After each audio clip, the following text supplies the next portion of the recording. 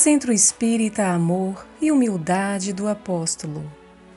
Acompanhe diariamente pelas redes sociais às 7h30 da noite. Mensagem Espírita.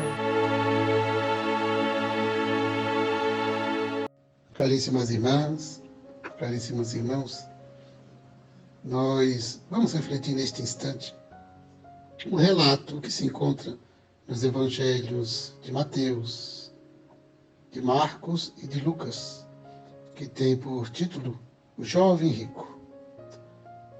Conta Mateus que um jovem de família rica, herdeiro de importante fortuna, ele procurou a Jesus, porque reconhecendo naturalmente em Jesus uma autoridade moral, espiritual superior, ele procurou a Jesus e fez a seguinte pergunta: Mestre, que farei de bom para que tenha vida eterna?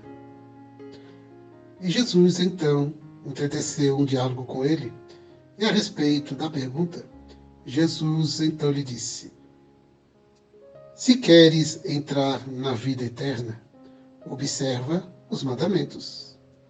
O jovem pergunta: Mas quais são esses mandamentos?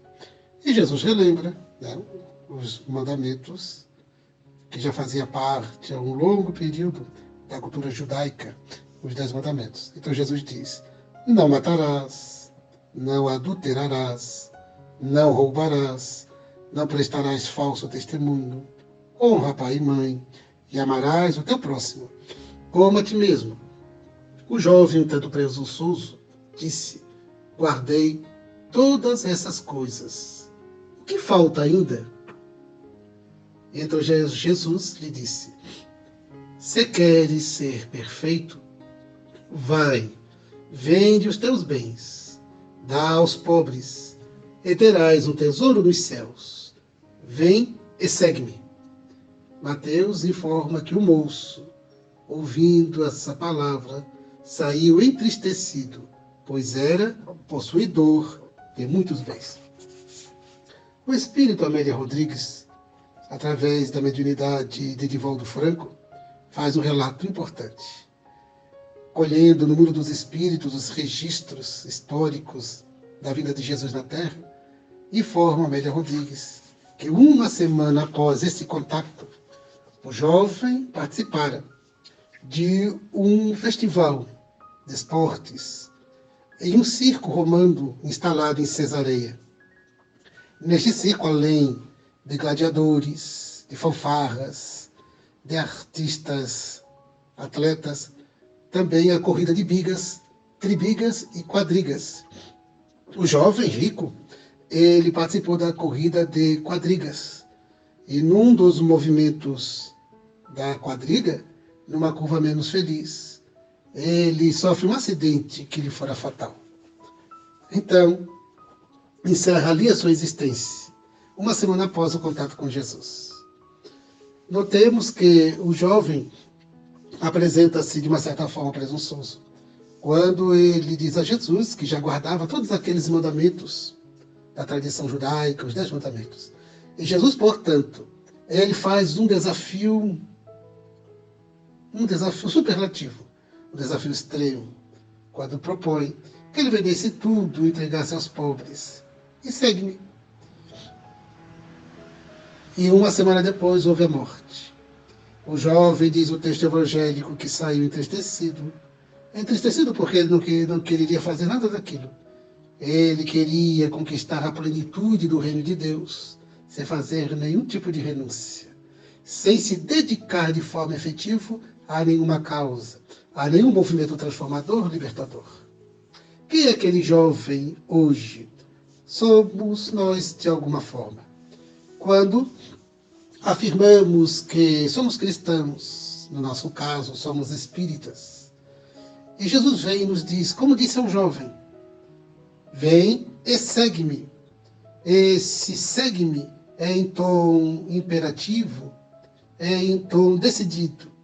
Não exatamente de uma forma de um discurso fácil, de uma aceitação apenas doutrinária, mas sim uma proposta de decisão eloquente, autodeterminada, autoconsciente, deliberada, efetiva, de vivência das suas lições, a vivência do amor profundo. Quantas vezes nós, ricos que somos, ricos da oportunidade de vida, vivemos a riqueza da reencarnação, da possibilidade de crescimento e de transformação moral. Esta é nossa riqueza. Quando então, vivendo esta riqueza da reencarnação, da possibilidade de crescimento, e a riqueza do conhecimento espírita, a riqueza da oportunidade cristã de realização, nós, quantas vezes adiamos um projeto, deixamos para mais tarde uma realização, uma decisão? Exatamente por quê? Porque ainda há preguiça, ainda há má vontade. A vivência de uma atividade voluntária, a adoção de hábitos salutares, modificadores de um condicionamento, a mudança de um hábito alimentar, o melhor aproveitamento do tempo, o saudável hábito da leitura, a decisão da prece de todo dia, a vivência autêntica, esse movimento da fé inabalável, da fé racional, da fé que movimenta para as novas ações. Uma vez, uma pessoa amiga nos reclamou que gostaria muito de aplicar passes. Ele disse: e por que você, então, não frequenta de forma assídua a casa espírita? Vincula-se a um grupo de estudos. Estuda espiritismo. Aprende o espiritismo o suficiente para entender os mecanismos da mente, os mecanismos do movimento dos fluidos, os mecanismos da aplicação de passes, para que então você, depois de viver essa experiência de estudar, de aprender, de desenvolver novos hábitos saudáveis físicos e psíquicos, possa então estar habilitada, qualificada para a aplicação dos passes. Porque você não vai dormir hoje e amanhã acordar aplicadora de passes. Você precisa se empenhar. É o que Jesus disse: vem e segue-me, tome a decisão. Então, nós estamos muitas vezes deixando para depois, para outro momento, vários movimentos transformadores, felicitadores. É porque ainda precisamos organizar a nossa vida profissional, é porque precisamos deixar que os filhos cresçam, é porque precisamos arrumar mais tempo, é porque agora tem que cuidar da saúde, enfim, são várias limitações, várias dificuldades que apontamos para a mudança de um comportamento. Aquele comportamento vinculado ao bem, vinculado à transformação moral, que viabiliza todo o projeto de transformação, de felicitação, de pacificação. Então, o que fez aquele jovem?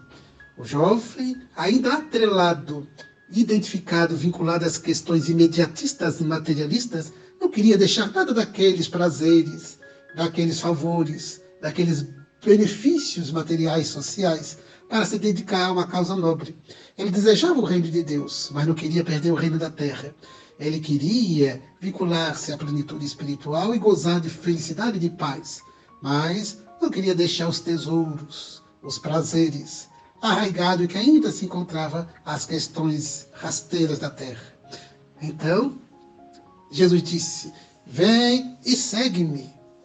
A proposta de Jesus é para que deixemos para trás todos aqueles hábitos, aqueles comportamentos, aqueles sentimentos e emoções perturbadores, infelizes, rasteiros, imediatistas, passadistas, e nos vinculemos e adotemos comportamentos estes que são mobilizadores de novos recursos e recursos permanentes.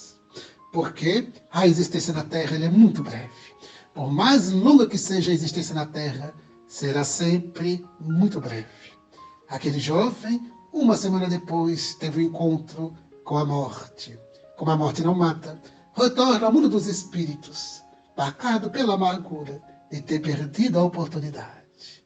A oportunidade de viver a vida, como disse Jesus, a vida em abundância. Por isso, a importância de refletirmos. Jesus está nos dizendo: vem e segue-me. Segue-me. Ofereça todos os teus recursos. Venda os teus bens e dê aos pobres. Essa simbologia da venda dos bens é, do ponto de vista psicológico, a nossa doação. A doação do tempo em favor do próximo. A doação da nossa inteligência, do nosso conhecimento, dos nossos recursos físicos, psíquicos, as nossas possibilidades de ação, a nossa fala amiga, da nossa atenção, da nossa paciência, ou seja, a nossa entrega. Entrega ao próximo, no gesto de fraternidade, de solidariedade e de caridade. E segue-me. Seguir a Jesus é esse movimento de ir ao encontro do outro. É o mesmo movimento. Ir ao encontro do outro, servir, seguir. É este processo que Jesus aguarda de nós. Para que não fiquemos apenas na superficialidade fácil do discurso, mas sim que nós estudemos para que tenhamos conhecimento. E que esses nossos saberes eles sejam vivenciados para que nos tornemos pessoas, mais do que pessoas inteligentes, mas sim que sejamos pessoas sábias, porque sábio é aquele que aplica a inteligência ou conhecimento de forma ético-moral. Este é o sábio, esta é a pessoa de sabedoria. Então, Jesus está nos dizendo, ricos que todos somos, ricos com a bênção da vida, da oportunidade da reencarnação, das possibilidades de ação. Ele está nos dizendo, vem e segue-me.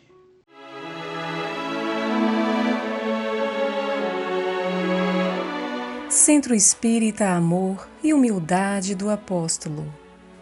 Acompanhe diariamente pelas redes sociais às 7h30 da noite.